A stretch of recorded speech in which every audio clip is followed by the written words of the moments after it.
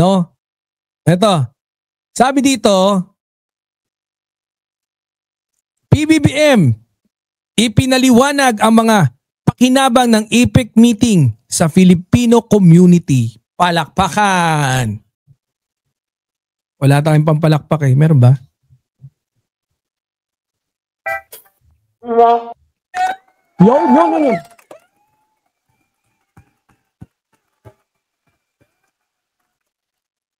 Okay. May palakpak na tayo. So, noong October 31st, 2025, yan nga, pinaliwanag ng ating mahal na Pangulo ang pakinabang ng APEC meeting, no, sa Filipino community. Basahin natin.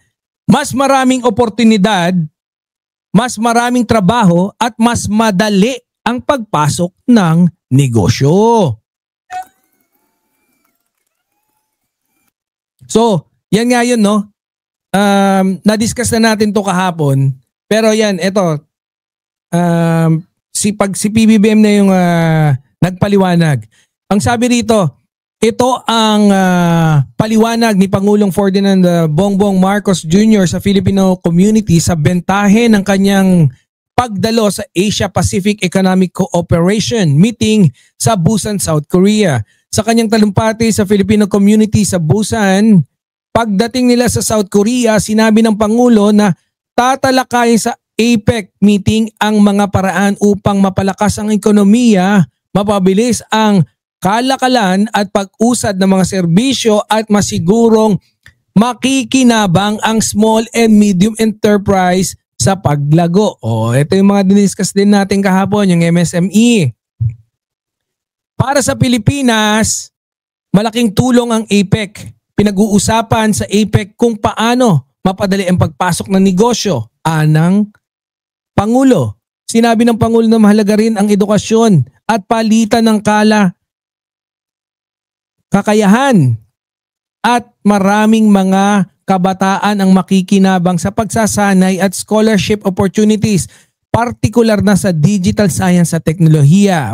Di ba? Nabanggit na rin natin kahapon yan. Ano yung mga pakinabang nga dyan? Siyempre, lalong-lalo na kaya nga tayo na nanawagan, no?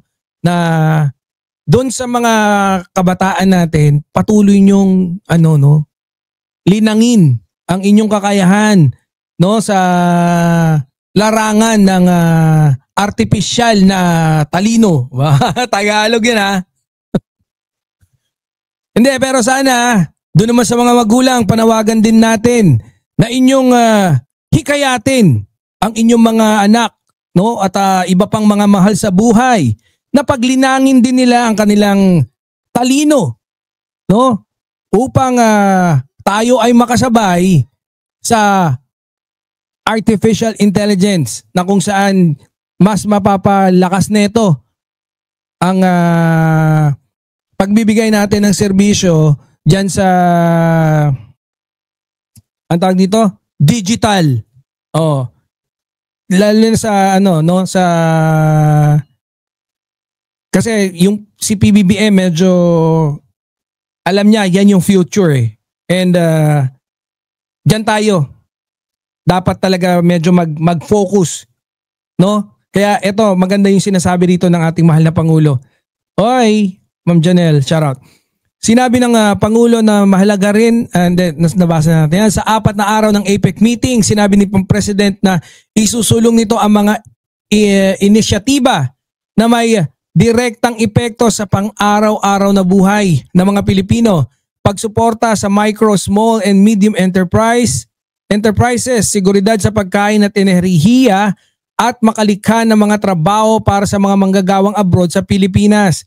Sinabi pa ng Pangulo na sa mga Pilipino sa Busan na makikipagpulong ito sa mga malaking negosyante at government partners upang isulong ang malaking pamumuhunan sa industriya ng Pilipinas tulad ng teknolohiya, agrikultura at renewable energy. Yan, palakpakan.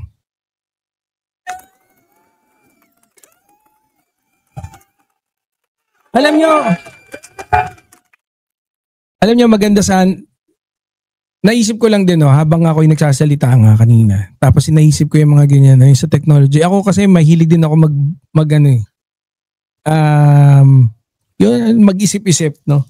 Kasi kagaya ng sinabi ko, kung mananalo sana kung nanalo sana si Senator Trillanes, uuwi ako ron para makipagtulungan yung mga ideas ko, baka pwedeng ma-suggest eh. Maganda sana kung may isang mayor talaga, no, na palalakasin yung isang kanyang pinamamahalaan, no, na munisipyo. Lahat, no, yung technology niya, lahat ma-monitor. Yun muna yung umpisa eh. Doon sa nasasaklawan niya, yung mga LGUs na under sa kanya, 'di ba? Yung mga barangay, dapat yun well monitored na niya. Lahat kung talagang may daily reporting, weekly reporting, tapos siya nakakasagap, siya na mag-aayos, maging parte ng trabaho ng kanyang munisipyo. Tapos ngayon naman, yung centralized ng kanyang mga report, ibabato naman sa main. 'Di ba?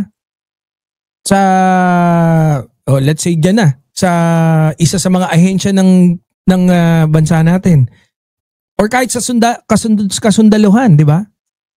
Ang ganda siguro nun eh, parang it's not yung idea na yun, hindi naman yun parang first na Siyempre sa mga palabas yun na eh.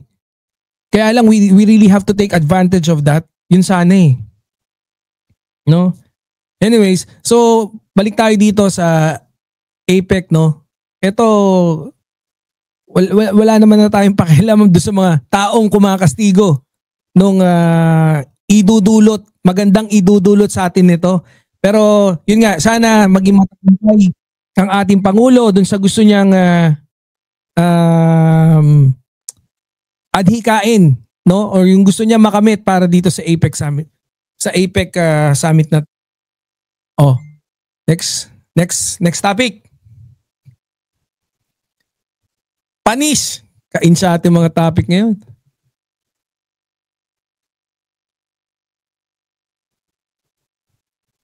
Ito maganda to. Gusto ko to.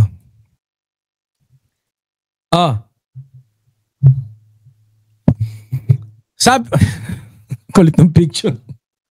Namumroblema si Joe.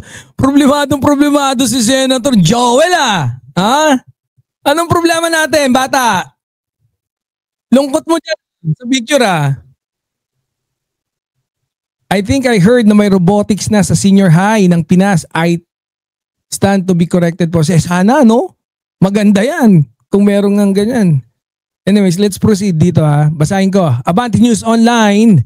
Nanindigan si dating Supreme Court Associate Justice Antonio Carpio na maaari pang buhayin ni Ombudsman Jesus Crispin